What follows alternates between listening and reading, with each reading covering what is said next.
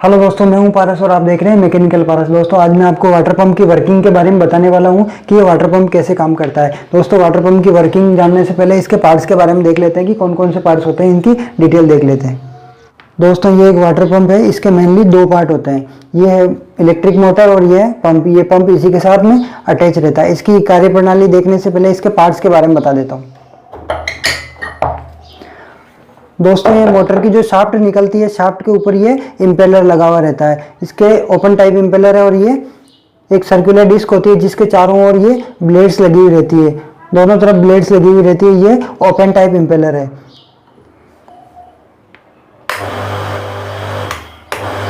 दोस्तों, इसकी जो आरपीएम है वो 2800 आरपीएम है। ये 1 मिनट में 2800 बार घूमता है।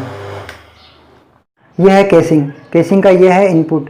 यहाँ से सक्शन पाइप लगता है और ये सक्शन पाइप से पानी से यहाँ से एंटर करता है और यहाँ से एंटर करने के बाद ये यहाँ से होता हुआ यहाँ तक आता है और यहाँ से जो डिलीवरी छेद दिख रहे हैं ये वाले, इनसे होता हुआ यहाँ से बाहर निकलता है। यहाँ पे डिलीवरी पाइप लगता है। दोस्तों, ये है वो प्राइमिंग नट। इसको खोल के जब नया पंप लाते हैं तो उसकी एयर निकालने के लिए उसमें से पानी भरा जाता है। यहाँ से जब प्राइमिंग करते हैं तब इस नट को खोल के इसमें पानी भरा जाता है और पानी भर के इसको वापस लगा दिया जाता है। इसे प्राइमिंग कहते हैं। केसिंग और सक्शन पाइप के बीच में एक ये नॉन रिटर्न वाल्व लगता है। ये इस तरीके से जब पंप चलता है तो ये प्रेस हो जाता है और पानी को अंदर जाने देता है। जब पंप बंद हो जाता है तो ये स्प्रिंग इसको बंद कर देती है और ये वापस पानी को सक्शन पाइप में नहीं जाने देता।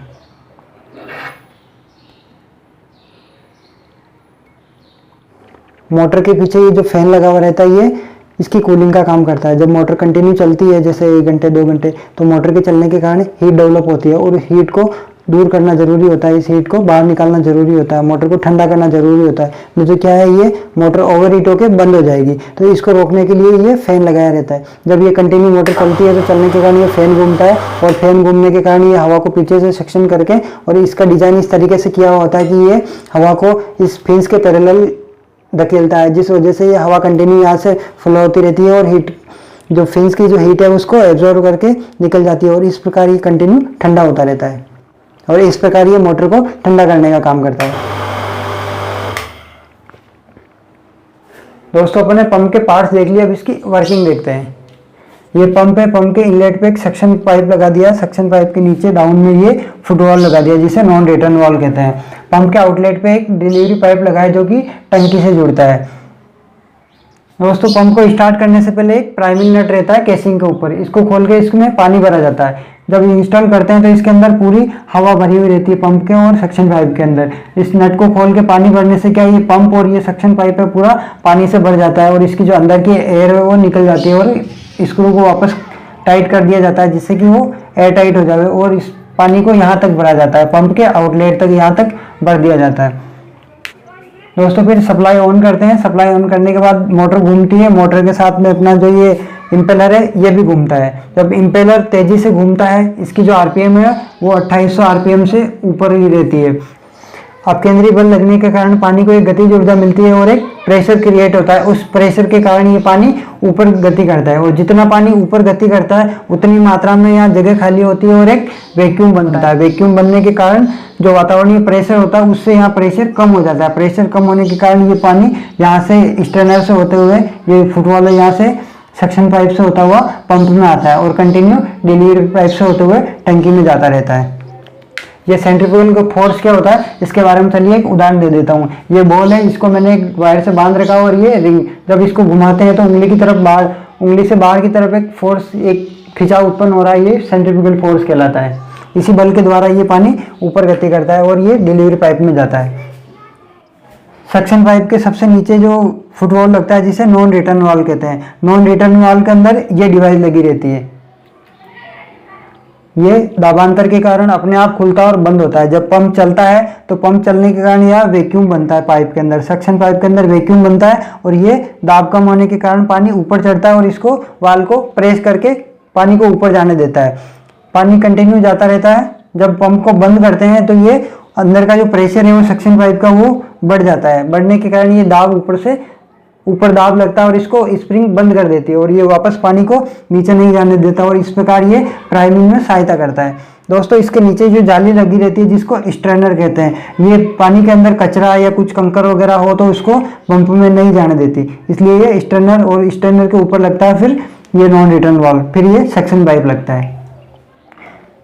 फ्रेंड्स जो सक्शन पाइप है उसके अंदर का जो प्रेशर है वो वातावरणीय दाब से कम दाब रहता है, इसको नेगेटिव प्रेशर कहते हैं क्योंकि ये वातावरणीय दाब से कम दाब रहता है और ये पानी इसी वजह से ऊपर चढ़ता है। जबकि जो डिलीवरी पाइप है उसके अंदर का जो प्रेशर है वो प्रेशर पॉजिटिव रहता है, यानी कि वातावरणीय दाब से अधिक रहता है। इसी वजह से जब इसमें पाइपिंग की व्यवस्था करते हैं तो जो इनलेट का पाइप है वो बड़े साइज का रखते हैं। इसका ये कारण है कि जब दाब कम होने के कारण पानी की पर्याप्त आपूर्ति देता रहता है, इसीलिए इसका जो साइज है वो बड़ा, ये 1 इंच का पाइप है।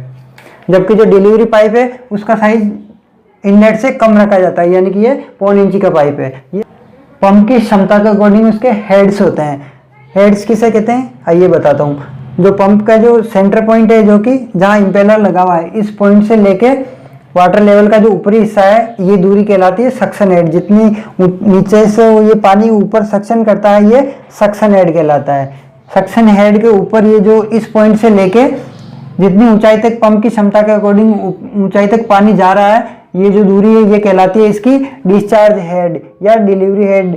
और जब डिस्चार्ज हेड या डिलीवरी हेड और इस सक्शन हेड दोनों को मिला दिया जाता है तो ये कहलाता है टोटल हेड, यानी कि ये पंप की जो टोटल हेड है वो सक्शन हेड और डिस्चार्ज हेड को मिला के जो ये दूरी है वो टोटल हेड कहलाती है। और इसको मीटर में व्यक्त करते हैं, इसकी जो यूनिट होती है वो मीटर में होती है। दोस्तों जो पानी को प्रेशर बढ़ाने के लिए जो उत्तरदायी फोर्स है, जो बल है, वो अपकेंद्रीय बल होता है। अपकेंद्रीय बल के कारण ही पानी का जो दाब बढ़ता है और दाब बढ़ने के कारण ही वो अधिक दाब से कम दाब की यानी कि ऊपर की ओर गति करता है। इसके लिए जो मेन फोर्स है वो अपकेंद्रीय बल होता है और ये अपकेंद्रीय बल देने का काम करता है अपना इंपेलर। दोस्तों इंपेलर की जो गति होती है वो एंटी क्लॉकवाइज होती है, यानी कि ये इस डायरेक्शन में घूमता है एंटी क्लॉकवाइज। और एंटी क्लॉकवाइज जब घूमता है तो जब इसके साथ में पानी भी घूमता है तो पानी की जो गति होती है ना उसको बोलते हैं फोर्स्ड वोर्टेक्स फ्लो। दोस्तों पंप इस प्रकार वर्क करता है। दोस्तों वीडियो अच्छी लगी हो तो वीडियो को लाइक करना, चैनल को सब्सक्राइब करना, दोस्तों के साथ वीडियो को शेयर करना और मिलते हैं अगली वीडियो में। तब तक के लिए जय हिंद जय भारत।